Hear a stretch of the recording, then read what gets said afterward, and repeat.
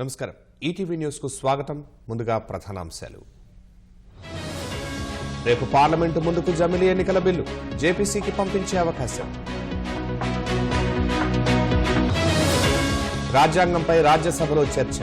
కుటుంబం కోసం కాంగ్రెస్ సవరణలు చేసిందన్న నిర్మల.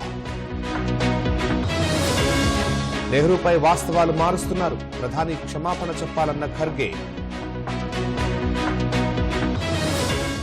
నెహ్రూ లేఖలు తిరిగి అప్పగించండి. సోనియాకు పీఎం మ్యూజియం లేఖ. జాకీర్ హుస్సేన్ మృతిపై ప్రముఖుల సంతాపం. కళామ తల్లి ముద్దు బిడ్డను కోల్పోయిందన్న మోదీ. తగ్గిన భారత కుబేరుల సంపద. $100 బిలియన్ దిగువకు అదానీ, అంబానీ.